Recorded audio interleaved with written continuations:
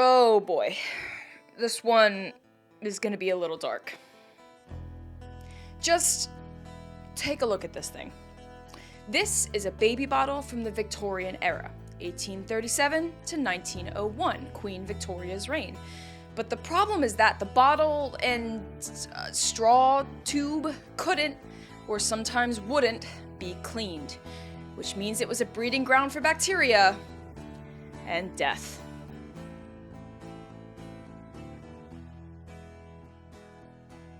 Victorian-era Britain was a period of industrialization which led to imperialism. You know, the sun doesn't set on the British Empire, subjugating colonial peoples everywhere, profiting immensely at their expense. Your standard 19th century European history. And in the wake of all of this power, growth, and profit, we get a lot of advancements. People have the money to spend and engage in science and learn and fight for political and social change. This is the century when the Western scientific community finally accepted that germs exist and that they are the cause of disease, not miasma or being poor. I've done a few episodes talking about the blunders of early Victorian science and medicine. One on the cholera epidemic. I did one on corpse medicine. That was gross. Another one on Victorian-era surgeries. There's some good bloody content there, and one on Jack the Ripper, if serial killers are more your vibe. And in this era of progress, growth, and riches, for Britain at least, not so much the majority of her colonies, we see a rise in new devices and inventions, things designed to make life easier. But not all those inventions were good. Lead paint, for example, was used to decorate children's toys because it did a good job of preserving the wood. And now we know, in hindsight, that exposing children to lead paint can cause all kinds of issues. I saw one product called Mrs. Winslow's Soothing Syrup, marketed to help calm children, clean their teeth, freshen their breath, and relieve constipation? What magical solution can do all of that at once? Apparently, a mixture of morphine and alcohol. And according to the DEA Museum, some infants who had Mrs. Winslow's Soothing Syrup went to sleep and never woke up. Buckle up, y'all. This is just the kind of episode we're doing today. Now, in the realm of giving things to children that are inherently dangerous, let's talk about Victorian baby bottles. There were a bunch of brands of baby bottles designed to help make feeding time easier. Infants, toddlers, young children could essentially feed themselves with this thing. It was a bottle made of glass or earthenware pottery with rubber tubing fastened to one end and a rubber nipple on the other for the child to use. I can see the idea. It's like giving a kid today a cup with a safety lid and a straw, right? But the problem with these baby bottles is that they were almost impossible to clean properly. So you can imagine how dirty and filled with bacteria they must have been. The shape made it difficult to sanitize. The rubber nipple and tubing would have been home to bacteria and potentially even mold if not cleaned out properly, and all of that would have caused infections. And it didn't help that many people didn't know how diseases were transmitted in the mid-19th century, so they didn't have the knowledge to even consider this dangerous. John Snow was the English physician who determined that contaminated water at the Broad Street pump in London was transmitting cholera to people. He did experiments with the Broad Street pump in 1854.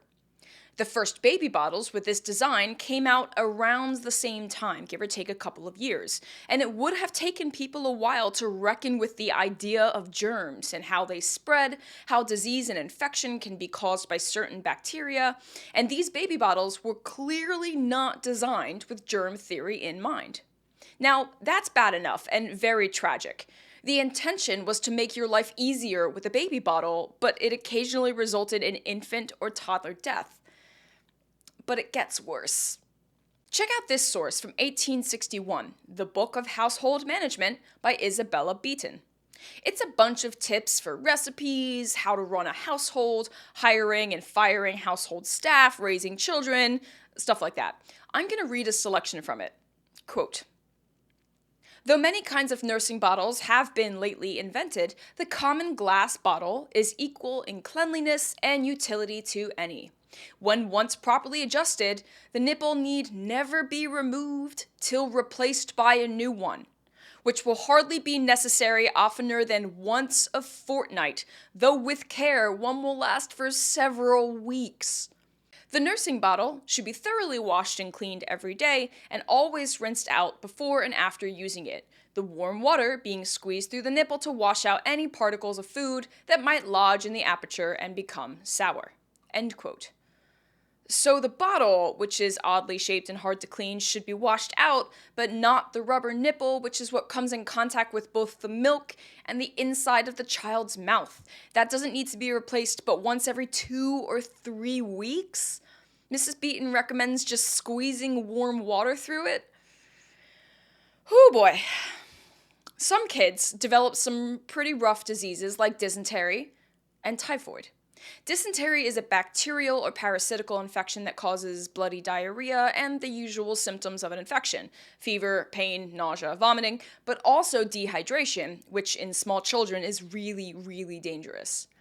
Typhoid is a bacterial infection and can impact your digestive system or your bloodstream.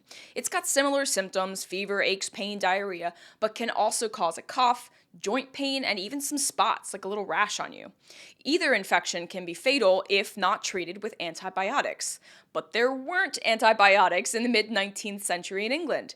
The first antibiotic was penicillin, and that was discovered somewhat accidentally by Alexander Fleming in 1928. And again, we need to consider that people still haven't warmed up to the idea of germ theory yet, or had even heard about it potentially.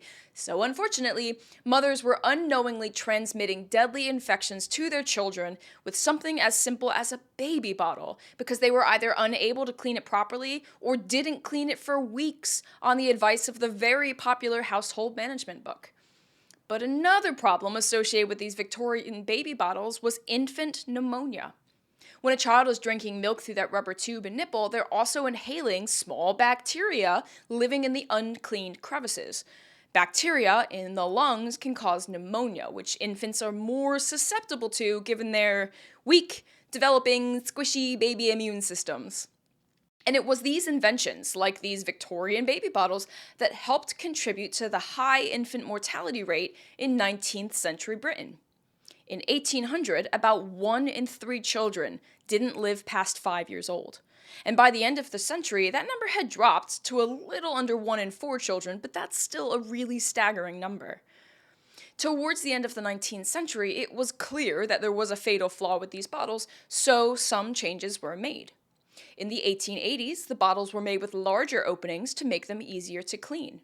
In 1894, a new wave of bottles, beginning with Allen and Hanbury's double-ended feeder bottles, also sometimes called hygiene bottles, also sometimes referred to as banana bottles because of their shape, appeared in the market.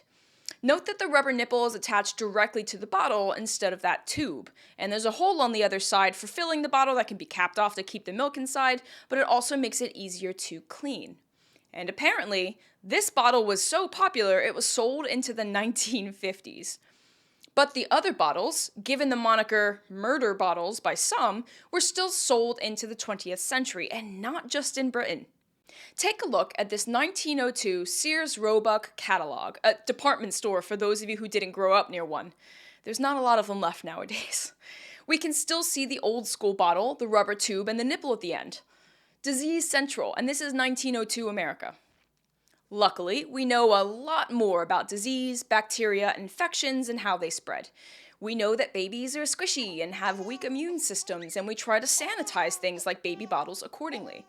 And we have the medicines to help cure bacterial infections, something certainly not available in the Victorian era. But this curious, dangerous invention was a product of an advancing Britain, emblematic of the new luxuries women had as mothers, and luckily, now just a relic of the Victorian era.